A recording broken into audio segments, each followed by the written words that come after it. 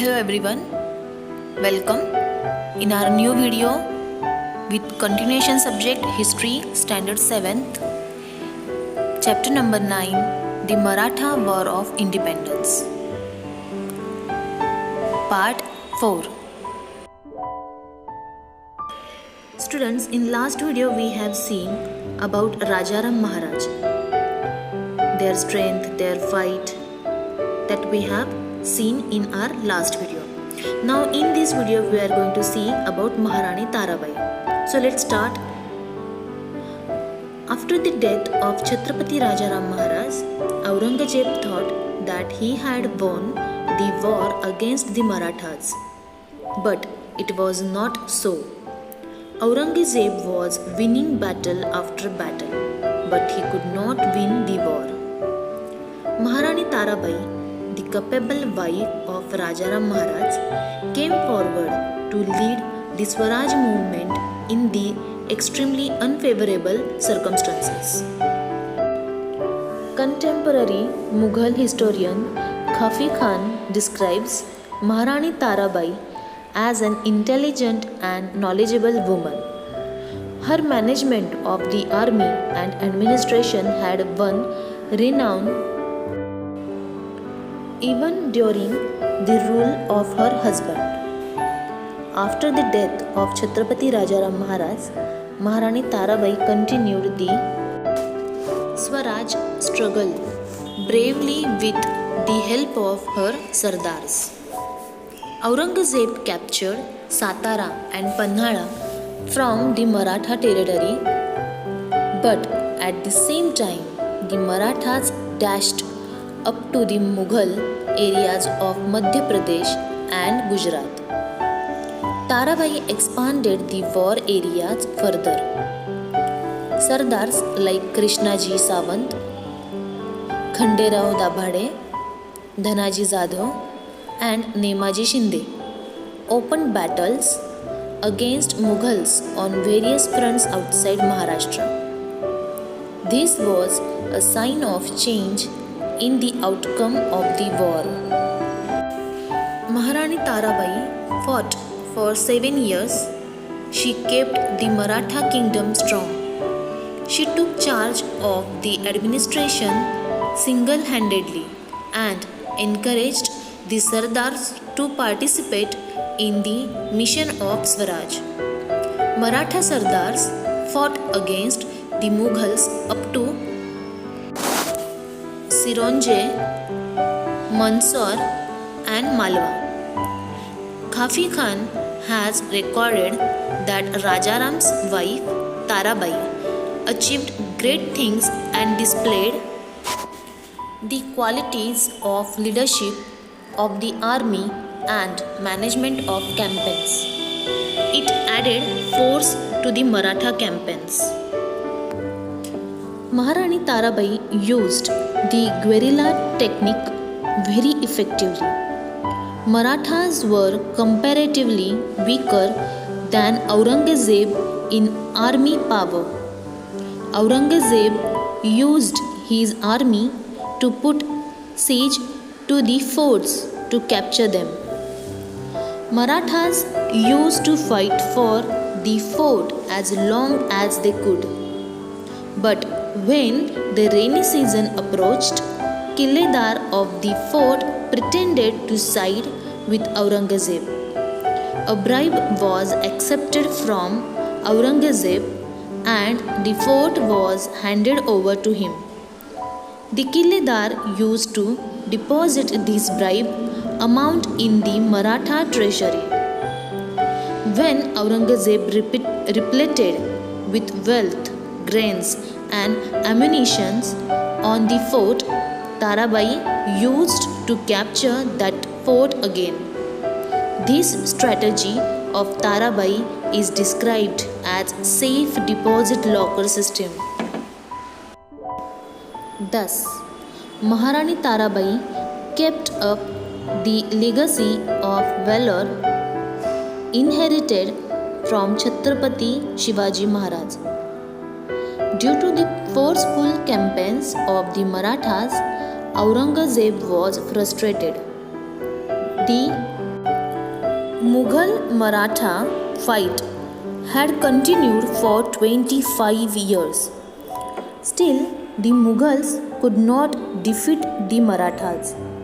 In these circumstances, Emperor Aurangzeb died in 1707 CE at Ahmednagar. The Maratha War of Independence ended with his death. This Maratha War for Independence was the fight between the Mughal emperor's greed to expand his empire and the spirit of independence of the Marathas. The Marathas emerged victorious in it. After the death of Aurangzeb, they led others in filling the vacuum in the political arena. They controlled the throne of Delhi, ran the affairs of almost all parts of Hindustan, and protected it. Therefore, the 18th century is known as the century of the Marathas.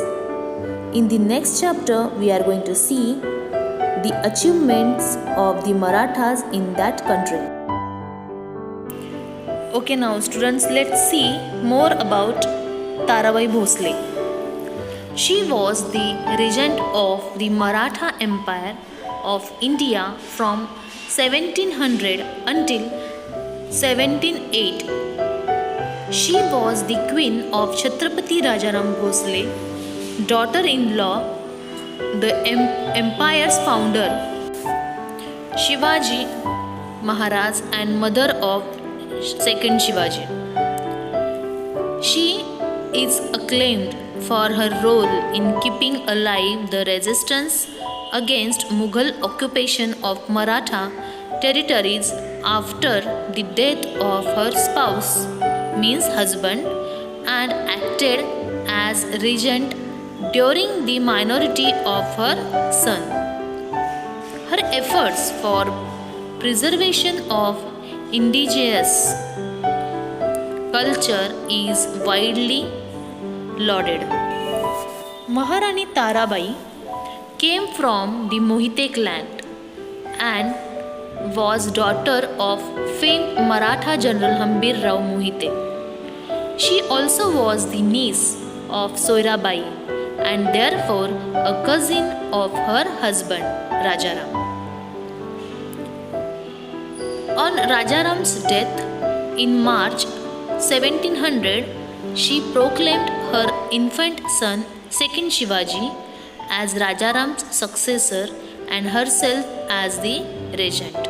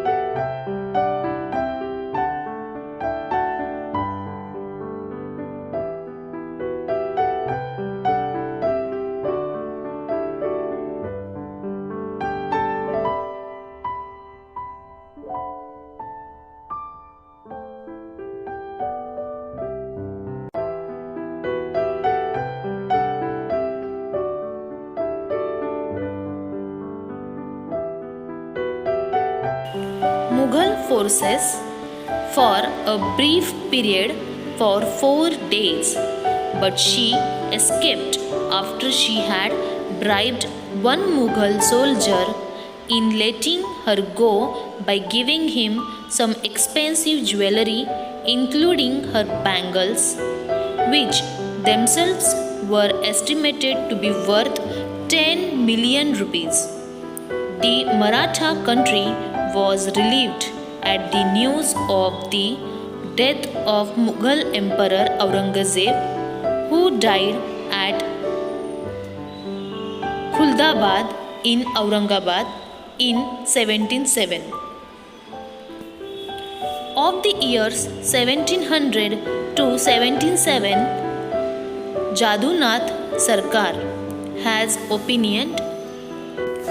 During this period, the supreme guiding force in Maharashtra was not any minister but the Dowager Queen Tarabai Mohite. Her administrative genius and strength of character saved the nation in that awful crisis.